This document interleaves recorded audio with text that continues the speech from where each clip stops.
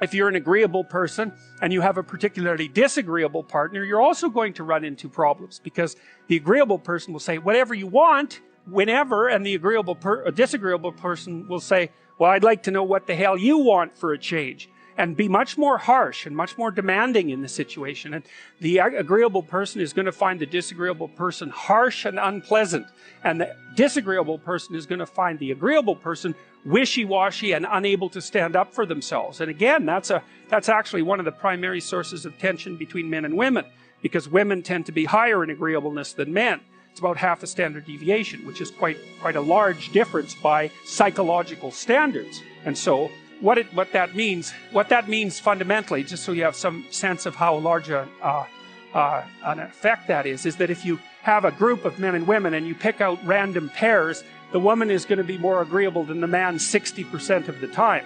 So that's not an overwhelming proportion, but it's reliable, and it's quite large by psychological standards. So there's the problem with agreeableness. Some of you have had roommates, and maybe you're more orderly than your roommate. What does it mean? It means you're annoyed by mess before they are. And you don't have to be annoyed by mess much before your less orderly roommate for you to be the one that's always running around picking things up. And so actually, one of the things that's emerged from the psychometric analysis is that women are slightly more orderly than men. And I suspect that has something to do with the, what would you call it, inequitable distribution of housework. Because even if imagine that your proclivity is to be triggered by disorder 25 seconds before your partner's. Well, you're going to end up, it doesn't take much difference for you to be the one that's always concerned about the mess first. So anyways, and so if you're a really orderly person and you live with a disorderly person, well, good luck getting along with them. They're going to regard you as like uptight and over concerned with details and unwilling to relax, that's for sure. And they're going to regard you as, well, just a bloody mess. And how can anyone possibly live with someone like you? So another reason why it's useful to understand your personality is because I think it gives you a better crack at finding someone that you can actually live with over the long run. And we don't know what the optimal, I don't think you want to live with someone who's exactly like you, because then both of you have the same strengths and weaknesses, and there's a bit of a problem there, right? Because maybe an agreeable person can use a bit of a disagreeable person around them to balance each other out, and vice versa, right? So we don't understand the optimal balance for long-term thriving in a relationship, but I think we do understand the fact that if you're too different in your traits, where you're different is going to constitute a chronic source of conflict. Here's the key to a good relationship. It's not the only one, but watch your person carefully, carefully, carefully. And whenever they do something that you would like them to do more of, tell them that that was really good. And mean it. And it's not manipulative, because if it's manipulative, it won't work. It's like you have to say, wow, I'm so glad you did that. And you have to be precise. Here's what you just did that I thought was great. And oh boy, that's so nice that you noticed. I can't believe that you noticed. It's like, you do that 20 times and the person will be like the rat that's just pushing the lever for cocaine, So, but no, I'm serious. It's Skinner established this. B.F. Skinner noticed this a long time ago. Reward is intensely useful in terms of modifying behavior. You can establish the ground rules explicitly and have a discussion about it. Are we going to lie to each other or not?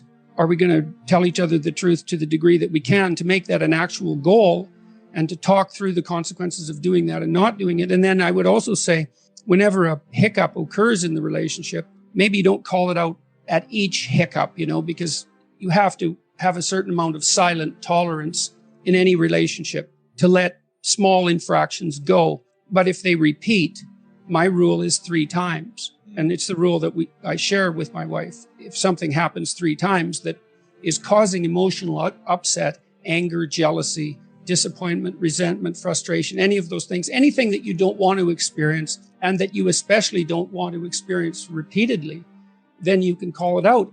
And if you have 3 examples, your case is much better made than if you just have 1. I would also say that when you call it out, you could say, look, we were at a party the other night and it looked to me, I felt as if you were paying too much intense attention to Dave. Flirting going on there. That's what it looked like to me. There was some flirting going on there. And, that made me uncomfortable. You don't say, well, you were flirting stop doing it. You say, well, this is how it looked. This is what it looked like to me. And here was my response. And then you want to think, and maybe I'm a damn fool and blind and jealous and stupid, and I'm misinterpreting, or maybe it was a harmless flirtation of the sort that people will engage in because it adds a little bit of spice to a social interaction. You want to find out. It's really convenient if it's the other person's fault, except then you're laden with living with that person, so it really doesn't help you anyways. But it's convenient because then they have to change. But you've got to think about this over the long run. You're going to be interacting with this person on a minute-by-minute basis for decades. If you're the idiot and that's causing trouble, then you should find out. So you want to say, well, look, this is what I saw. What's your explanation of what's going on? And then they'll offer you their viewpoint, and hopefully they'll do the same thing. They'll think, well, this is my intent. And maybe they have to go think about it, but this is my intent and this is what I saw. And I think you're being oversensitive in that situation. And you peel back the explanations layer by layer until you both agree on what happened, and more importantly, on what you're going to do about it in the future. And that's really hard. And you have to come to a negotiated agreement about that situation. And you have to pay attention to your own uncomfortable negative emotions in order to manage that, and not pretend that everything's all right, or that you're nicer than you are, or that you're less jealous than you are, or less blind. Or I don't think competition between people who are in a monogamous relationship is useful, particularly. It's not zero-sum competition. I mean, you can compete in a game-like sense, not existential competition. You're on the same team. That's the point. You know, and if one of you is feeling left behind for one reason or another, it's time to throw that out on the table and say, look, I'm playing second fiddle here far too often. What can we do about that? Well, it looks like you need it. And like, I've got an adventure. It looks like you need one too. Well, how can we rearrange the situation so I have my adventure? And then it's up to that person too to figure out what obstacles they might be putting up in their own pathway, right? That's stopping them. And then they have, you know, they're angry at you for getting in the way, but it's actually a consequence of them using you as a convenient excuse for not doing something difficult. Those things all have to be sorted through. It's very hard. These conversations are extremely difficult. It's no wonder people avoid them. I also think people are not taught to negotiate at all. And that's a real shame. First of all, you figure out what you want. This is what I want. Then you tell the person, then you strategize with them so that you can get what you want and they can get what they want, and you both know what that is, and away you go together. That usually comes out. It's usually obscured and hidden, and comes out awkwardly and difficulty, and with difficulty if it comes out at all.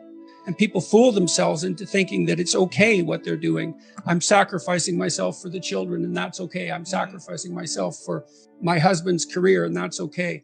I'm working at a job I can't stand because I need to support my wife and children, and that's okay. I mean, sometimes that is okay, but it has to be out, clear, in the open, talked about, negotiated, discussed. You know, I think you can be a slave or a tyrant, or you can negotiate. Those are your options. And we default to slavery and tyranny because that doesn't require any cognitive effort. And then we pretend that everything's all right. And then it blows up in our faces and we end up divorced. Life is suffering. Right. Indisputable. What do you do about that? You voluntarily accept it and then strive to overcome the suffering that's a consequence of that. And you do that for you, and you do that in a way that makes it better for other people. And then that works. And one question might be, well, how well does it work? And the answer is, the only way that you can find out is by trying it. That's it. That's the existential element of it. The proof is to be derived by the incarnation of the attitude in your own life. No one can tell you how it will work for you. It's the thing that your destiny is to discover that. You have to make the decisions to begin with. It's like, because you can't do this without commitment. You have to commit to it first. That's the act of faith that Kierkegaard was so insistent upon. You have to say, I'm going to act as if being is good. I'm going to act as if truth is the pathway to enlightenment. I'm going to act as if I should pursue the deepest meaning possible in my life. And there's reasons to do none of those. They're real reasons. So it's really a decision. But you can't find out what the consequence of the decision is unless you make the decision. When you're 25, you can be an idiot. It's no problem. Even when you're out in a job search, it's like, well, you don't have any experience and you're kind of clueless. It's, yeah, you're young, you know, it's no problem. That's what young people are like, but they're full of potential. Okay, well, now you're the same person at 30. It's like, people aren't so thrilled about you at that point. It's like, what the hell have you been doing for the last 10 years? Well, I'm just as clueless as I was when I was 22. It's, yeah, but you're not 22. You're an old infant, right? And that's an ugly thing, an old infant. So part of the reason you choose your damn sacrifice, because the sacrifice is inevitable, but at least you get to choose it. And then there's something that's even more complex than that in some sense, is that the problem with being a child is that all you are is potential, and it's really low resolution. You could be anything, but you're not anything. So then you go and you adopt an apprenticeship, roughly speaking, and then at least you become something. And when you're something, that makes the world open up to you again. You know, like if you're a really good plumber, then you end up being far more than a plumber, right? You end up being a good employer. You know, if you're a really good plumber, well, then you have some employees, you run a business, you train some other people, you enlarge their lives, you're kind of a pillar of the community, you have your family. Once you pass through that narrow training period, which narrows you and constricts you and develops you at the same time, then you can come out the other end with a bunch of new possibility at hand. And Jung talked about that. He thought that the proper path of development in the last half of life was to rediscover the child that you left behind as you were apprenticing. And so then you get to be something and regain that potential at the same time.